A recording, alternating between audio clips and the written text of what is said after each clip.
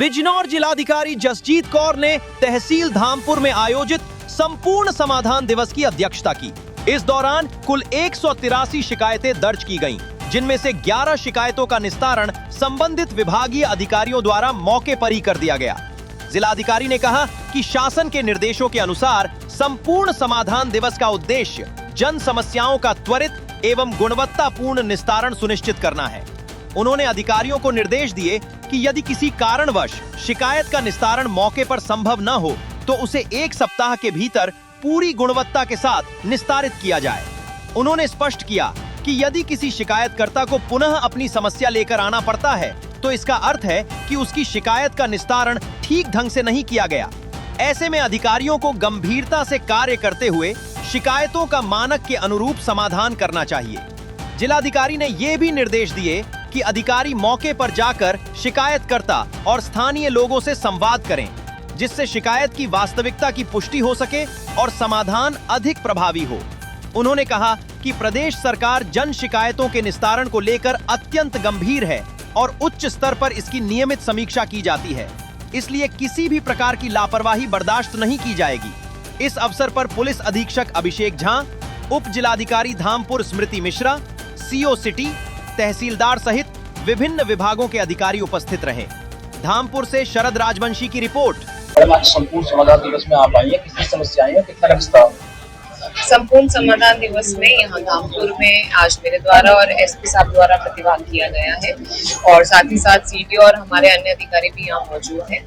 जो शासन का निर्देश है उसके क्रम में हम लोग यहाँ पर समाधान दिवस का आयोजन कर रहे हैं और लगातार शिकायतकर्ता जो है मॉर्निंग से आ रहे हैं और हम उनकी शिकायतों को सुन रहे हैं और उनका डिस्कशन कर रहे हैं। कुछ हम लोगों ने टीमें भी बनाई हैं।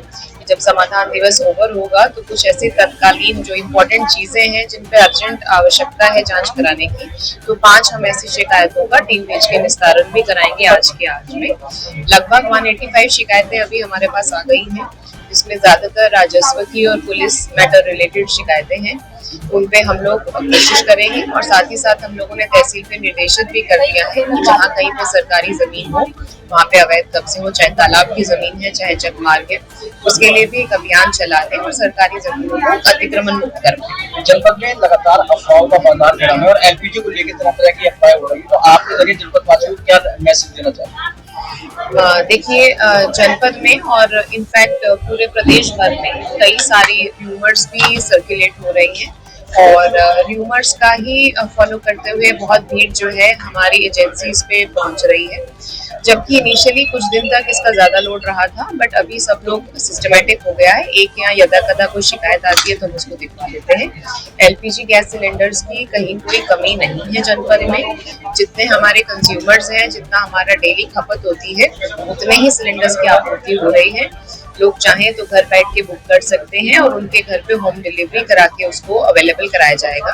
कहीं पर भी एजेंसी पे आने की आवश्यकता नहीं है। हाँ, ये जरूर है कि ऐसे एक दो केस सुनाई दिए हैं जिसमें ओटीपी आने की समस्या है या टीएससी की समस्या आ रही है।